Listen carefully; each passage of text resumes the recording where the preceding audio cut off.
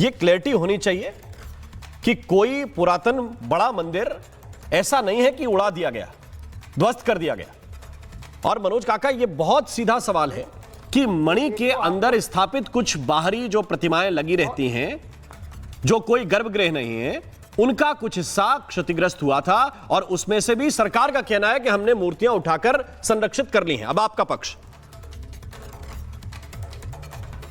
देखिए, आपने एक तो अच्छा है कि आपने कम से कम वहां अपना जर्नलिस्ट भेजा है। बनारस के लोगों का लगातार हम लोगों ने खुद देखा उन घाटों पे हजारों बार मैं खुद गया हूंगा, क्योंकि हमारी पढ़ाई लिखाई सब वही हुई। हेरिटेज का मतलब यही नहीं होता कि जो दीवारों पर है। खजुराहो के मंदिर पे सारी आकृतियां कहां पर है आप तो जानते होंगे, वो तो 1000 साल पुराना मंदिर है, तो क्या करेंगे? दीवारों पे सारी आकृतियां हैं तो उसको तोड़ देंगे या उसका किसी भी हेरिटेज को संरक्षित उसके स्वरूप में किया जाता है, तब वो हेरिटेज होता है। हेरिटेज को तोड़ करके उसका संरक्षण नहीं होता, चाहे वो बकिंगम पैलेस हो, चाहे फ्रांस की बहुत सारे हेरिटेज हो। हमारे तो मुख्यमंत्री थे जब माननीय राष्ट्रीय अध्यक्ष जी, तो उन्होंने एक हेरिटेज आर्क बनाया था। आगरा, लखनऊ और वाराणसी को जोड़ने का 700 किलोमीटर का हेरिटेज आर्क का प्लान हो रहा था।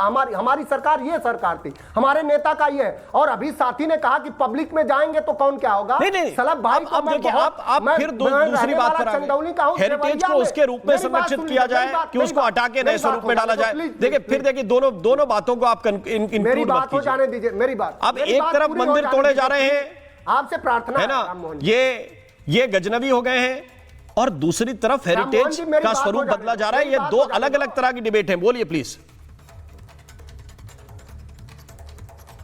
और एक तो साथी ने कहा कि पब्लिक में भगा दिया। मैं रहने वाला चंदौली का हूं, आपको देवरिया में चैलेंज दे रहा हूं, जहां कहिए वहां आ जाऊंगा और आपसे ज्यादा लोग हमारे पक्ष में ना आ जाए सलम भाई, उसी दिन मैं राजनीति छोड़ दूंगा।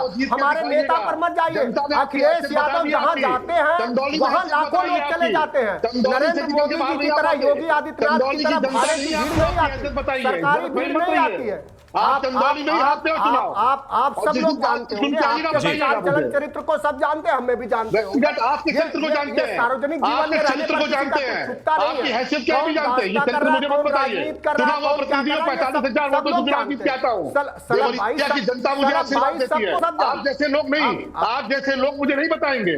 देवरिया की जनता ने आशीर्वाद दिया, 45,000 वोटों चुनाव जीत के आता हूँ। चंदौली से निकल के आइएगा, कुएं से बाहर आइएगा तो बताइएगा। कुएं से बाहर आकर ज्ञान देना ठीक रहता है, कुएं से अंदर बैठ के ज्ञान देना बड़ा आसान होता है मनोज जी। तो कुएं में बैठ के ज्ञान मत दीजिए। इस बार आप विधायक नहीं होने जा रहे हो, जनता की चोट पर बोलता हूं, आपकी तरह तुष्टिकरण नहीं करता हूं, आपको ज्ञान की कमी है ना, आप की पैरवी नहीं करता। आपको जानता हूं, खूब चीजें जानता हूं। कोई बात चंदौली आपका कुआं है, मैंने कौन गलत करा? ओके, ये देवरिया वर्सेस चंदौली डिबेट नहीं है। सॉरी, मुझे इससे आगे बढ़ना पड़ेगा। ये देवरिया वर्सेस चंदौली डिबेट नहीं है। ये डिबेट इस बात को लेकर है कि जिस नैरेटिव को गढ़ने की कोशिश की जा रही है उसकी बुनियाद में क्या है। उसकी बुनियाद में एक मणि है जिसको चबूतरे की शक्ल में बाकी लोग समझ सकते हैं, उसके बाहर बनी हुई आकृतियों को तोड़ने की बात है। सरकार कह रही कि हमने इनको संरक्षित किया जो मूर्तियां हैं, और विपक्ष के लोग ये कह रहे हैं कि भाई ये तो पूरा का पूरा विध्वंस चल रहा है। अब निवान शर्मा अपनी बात करना चाहते हैं। निवान जी बोलिए। देखिए, हम लोग चर्चा कर सकते हैं। मैं तो कह रहा हूं कि इसमें सबसे विश्वसनीय व्यक्ति कौन है? जो होलकर ट्रस्ट के चेयरमैन हैं, प्रेसिडेंट हैं, मिस्टर यशवंत राव होलकर जी। उन्होंने माननीय प्रधानमंत्री जी को चिट्ठी लिख के बताया है कि ये गलत हुआ है वहां पर। आप उन पे भी FIR कर दो। हमने तो वो सच्चाई जनता के सामने रखी है जो उन्होंने रखी। निवान शर्मा, दो बातों को आप मेल करने की कोशिश कर रहे हैं।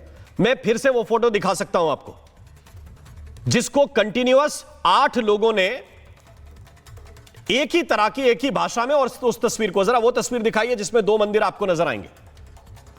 वो तस्वीर जरा देखिए।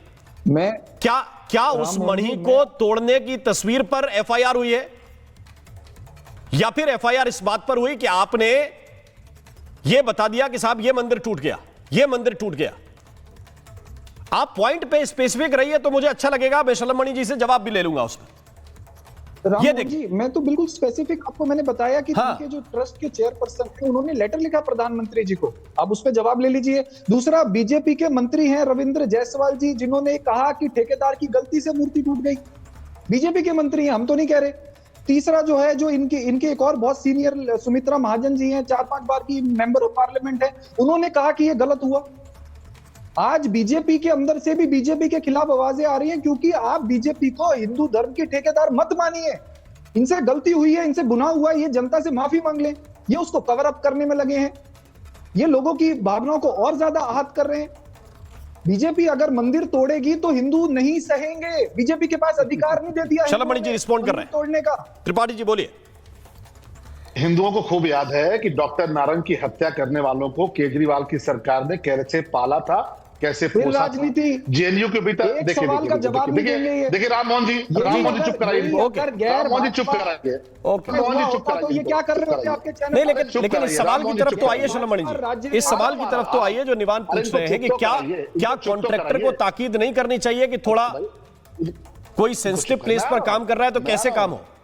त्रिपाठी मैं आ रहा हूं, देखिए वहां पे विशेषज्ञों की पूरी टीम है, और जो झूठ इन्होंने फैलाया, जो इनके सांसद ने फैलाया, जो सोशल मीडिया और एआई के माध्यम से इन्होंने फैलाया, उस झूठ के बहकाव में बहुत से लोग उसके भ्रम में आए, कुछ घंटों तक आए। जैसे ही माननीय मुख्यमंत्री जी ने पहुंच के सारे तथ्य सामने रखे, लोगों ने कहा कि नहीं बिल्कुल सही बात है और इनके खिलाफ कार्रवाई होनी चाहिए। 8 मुकदमे हो चुके हैं। ये शर्मा जी बैठ के डॉक्टर नारंग के हत्यारों को इन्होंने पाला, जेएनयू में भारत तेरे टुकड़े होंगे उनको इन्होंने पाला। देखिए बक किए जा रहे हैं क्योंकि सच्चाई सामने आ रही है, और इसीलिए दिल्ली की जनता ने इनको इनकी हैसियत पे पहुंचा दिया।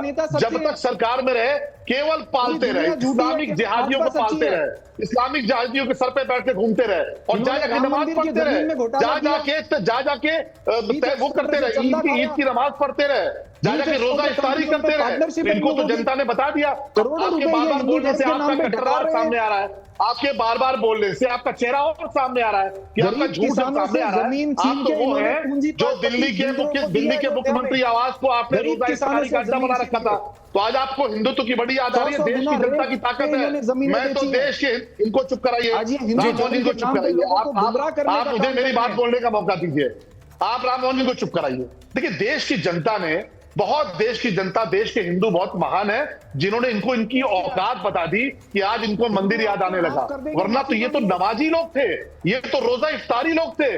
दिल्ली के मुख्यमंत्री आवास में रोजा इफ्तारी कराते थे, जिसको इन्होंने बिल्कुल आलीशान राजमहल के तौर पर तब्दील कर दिया था। आज इनको भगवान राम याद आ रहे हैं, भगवान कृष्ण याद आ रहे हैं, अहिल्याबाई राजमाता अहिल्याबाई होलकर याद आ रही। अभी और राम राम जपिए, आपके पाप कटने वाले नहीं है। मरा कहते कहते आप राम राम पे आ गए, तो आपके पाप को देश की जनता भूली नहीं है, और आपको फिर सबक मिलेगा। जी जी, मुनाफा देखते हैं। ओके विक्रमादित्य जी, क्या आपको ये लगता है, जिस 2-3 पॉइंट जो मनोज काका ने उठाए, निवान ने उठाए, कि भाई कुछ चीजों को अगर आप संवार भी रहे तो संवारते वक्त भी ये तो याद रखें कि क्या कर रहे हैं, या सीधा बुलडोजर उठा के चला दिया जाएगा, यही अंतिम विकल्प बचता है। बिल्कुल नहीं, इस बात को समझे कि जीर्णोद्धार किया जा रहा है। जीर्णोद्धार करते वक्त व्यवस्थाओं को पालन किया गया, और सरकार कह रही है कि उन्होंने मूर्ति प्रिजर्व करी है, तो दिखा दे सरकार दिखा रही, और सरकार ने जो एफआईआर दर्ज करी है उसके खिलाफ देख ले कि जाकर मूर्तियां सामने लाई जाएंगी नहीं लाई जाएंगी।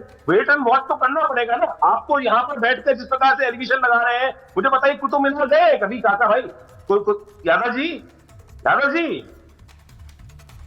मनोज यादव जी, जी मनोज सुन रहे हैं मेरी बात? तो कभी वहां गए कुतुब मीनार?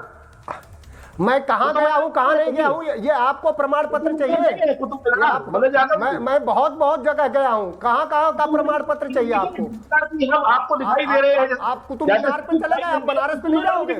कुतुब मीनार पे चले गए, बनारस में नहीं डिबेट करोगे? बोल दीजिए ना, कुतुब मीनार में जो मस्जिद बनी हुई है जिसपे मुसलमानों ने अपना कब्जा कर रखा है, ऐसे ही आले दिखाई देते हैं। धार के अंदर भोजशाला के अंदर ऐसे ही आले बने हुए हैं, और वो हिंदू मूर्तियां हैं, और वो मूर्तियां जो है वो वास्तविक तौर पर सत्य रूप में मंदिर की है, अवशेष है। बोलिए वहां पर नाजायज कब्जा है, बोलिए ना, इसी प्रकार के अवशेष दिखाई देंगे वहां पे आपको, लेकिन वो नहीं दिखाई देंगे क्योंकि आपको संरक्षित नहीं करना है, वहां पर आपको बैठना है। मनोज यादव जी को वो नहीं दिखाई देगा।